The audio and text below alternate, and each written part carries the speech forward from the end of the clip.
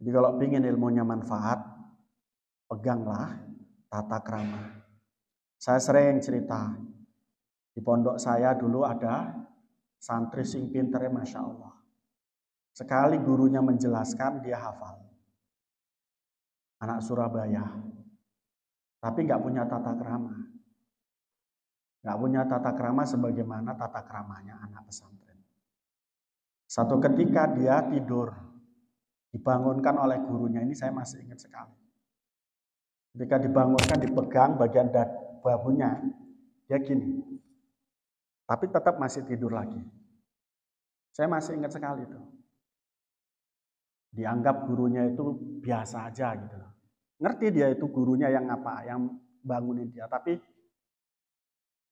kemudian dibangunin, melotot ya ke gurunya. Itu masih ingat sekali.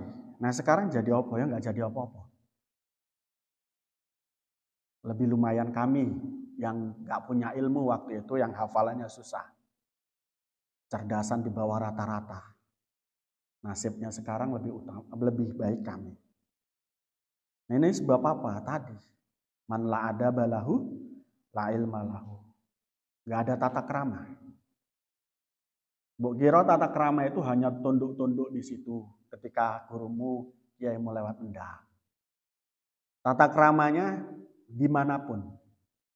Kamu kalau bersentuhan dengan ilmu, maka tata kramanya harus ada. Itu begitu. Nah, usahakan. Kalau kamu masih datangnya masih terlambat, itu berarti nggak menghormati ilmu. Nggak menghormati ilmu. Ini sepele, tapi nggak sepele. Bagi anak santri-santri dulu nggak sepele. Adab itu memang perlu. Saya contohkan, ada seorang santri dari Langitan. Dia bodoh. Akhirnya oleh kiainya disuruh ngangon kambing. Ya enggak?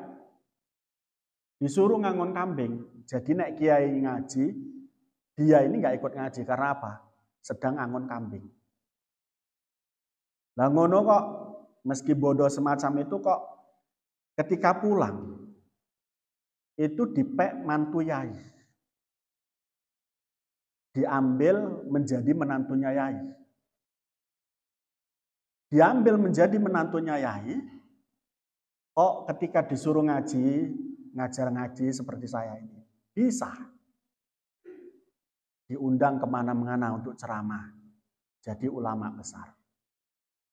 Ini kenapa? Satu, ada tata krama. Yang kedua, pengabdian kepada yai. Nah ini jadi sepele no. Kenapa santri-santri dulu itu kok hebat-hebat? Hebat-hebat. Nggak hebat tentang materi, tapi hebat tentang ilmu. Murid-murid mereka menjadi murid-murid yang nanti kelaknya menjadi ulama besar di daerahnya masing-masing. Itulah apa santri dulu. Nah itu sebab apa? Megangi yang disebut dengan tata krama dan mereka percaya tentang berkah. Percaya tentang berkah. Nah kamu kan enggak. Nek ngaji kudu diobrak-obrak. Datanya terlambat. Nah itu kayak mana lah mau sukses semacam kiai-kiai dulu. Saya kira susah. Sudah, kamu berpikir begini saja kalau di pondok itu.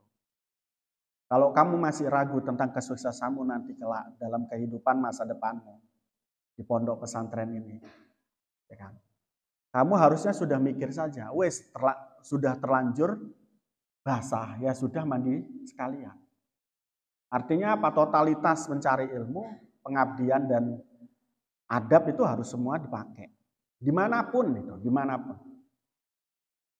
Karena kullu syai'in lahu adabun, setiap sesuatu ada adabnya. Wa kullu makanin lahu adabun, setiap tempat ada adabnya, ada tata kramanya. Dalam pepatah dikatakan, di mana bumi dipijak, di situ langit dijunjung. Nah orang semacam ini sejatinya adalah orang yang disiplin kawan-kawan. Jadi ya jangan sampai nggak punya akhlak. Jangan sampai nggak punya akhlak. Nah, tidak pengajian saya saja, kamu sekolah pun sama.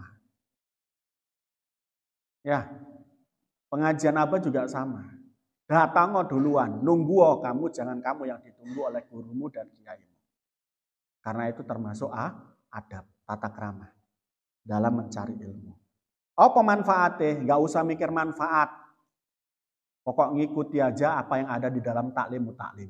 Taklim mutaklim itu pegangan para santri yang dulu-dulu menjadi santri dan mereka berpegangan pada taklim mutaklim. Saat ini mereka menjadi ulama-ulama besar.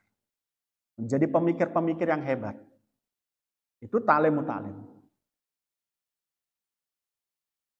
Makanya kenapa saya ngomong semacam ini. Ini penting. Kalau sekarang santri-santri ketika lulus dari pesantren kemudian kaget, aku kok enggak manfaat. Orang tuamu juga kaget, anakku kok enggak manfaat. Kayak percuma mondok. Itu gara-gara enggak punya ini. Kunci-kunci dalam belajar itu enggak ditaati. Terutama adab, tata krama. Terutama tata krama. Ini yang nggak ada nih, santri-santri sekarang itu, ini yang jarang. Gus Ikdam itu saya kira juga nggak banyak ngaji. Materinya itu saya kira sudah banyak dibahas, nggak ada yang baru. Tapi kelihatan pengabdian beliau ketika beliau menjadi seorang santri, jadi supere Gusih, ngadeni Gusnya. Cukup jadi supir itu. Tapi ta'diman wa ikroman. Nyupir itu mau memuliakan kepada Gusnya dan juga ta'dim kepada, mengagungkan kepada Gusnya. Akhirnya bagaimana? Ya sebagaimana Allah mengatakan di dalam sebuah hadits qudsi, ma yurham fil ar yurham fis sama. Barang siapa yang memuliakan apa saja di muka bumi, dia akan dimuliakan oleh makhluk-makhluk di langit, termasuk malaikat. Ini loh. Jadi itu kayak gitu, ta'diman wa ikroman. Jadi kamu ketika ngelakoni apa-apa, termasuk pengabdian itu tadi, ngaji semacam ini, ada di dalam hati, ta'diman wa ikroman. Karena manfa'alah fu'ilah. Orang yang melakukan sesuatu pasti akan dilakukan kepadanya sesuatu yang pernah dilakukan. Meskipun bukan dari orang yang dilakukan kebaikan. Jadi kalau kamu berbuat baik, yakinlah satu saat nanti kamu akan mendapatkan kebaikan. Meski tidak dari orang yang kamu berbuat baik pada orang itu. Orang lain akan berbuat baik padamu. Sehingga saya katakan Gus Ikdam tuh, ketika beliau memuliakan dan mengagungkan gurunya dengan cara menjadi supir semacam itu. Akhirnya saat ini orang-orang pun mengagumkannya. Masih muda, tapi bisa mengumpulkan banyak orang. Itu yang kemudian kita harus lihat. Kenapa? Coba delok apanya. Sekarangnya, jangan melihat jumlah itunya. Tetapi kenapa kok bisa begitu? Baru sebab-sebabnya kamu lakukan. Saya kira ta'diman wa ikroman tadi adalah balasan yang tepat untuk Gus Ikdam pada masa saat ini. Setelah keluar dari pondok pesantren. Ini harapannya begitu kawan-kawan. Cekelono sing jenenge adab. Sing jenenge tata krama. Insya Allah kamu dimanapun dimuliakan. Dimuliakan. Orang yang memuliakan itu pasti dimuliakan. Jadi jangan pernah kamu mengatakan saya percuma. Jangan. Ya, jadi saya ulang lagi, kamu ngaji itu ikroman lil ilmi wa ta'diman lil ilmi. Kalau kamu ngaji, kamu punya niat memuliakan ilmu dan mengagungkan ilmu, fa insyaallah. Kamu nanti kalau sudah keluar dari pondok, kamu akan dimuliakan dan diagungkan oleh masyarakatmu, oleh malaikat. Makanya wes gak usah mikir apa-apa awakmu. Mikir itu tadi, ta'diman wa ikroman lil ilmi. Memuliakan ilmu dan mengagungkan saja wes cukup. Ngaji itu gak usah golek, engko aku jadi apa gak usah. Karena saya dulu juga gak mikir semacam itu. Wes pokoknya aku ngaji, niat mempelajari dan mencari ilmu, dan juga niat nanti setelah mendapatkannya, mengamalkan dan menyebarkannya. Maka sampai saat ini saya nggak pernah lepas dari ngaji. Nggak pernah lepas dari kegiatan ilmu. Saya jadi dosen itu karena ilmu. Saya menjadi narasumber seminar, ngaji, itu juga ilmu. Jadi tidak ada yang saya harapkan kecuali memanfaatkan ilmu dan menyebarkan ilmu. Wes itu aja. Rizki bagaimana? Nanti kan Allah yang ngatur. Wong rizki itu nggak tergantung dari kerjaannya kita.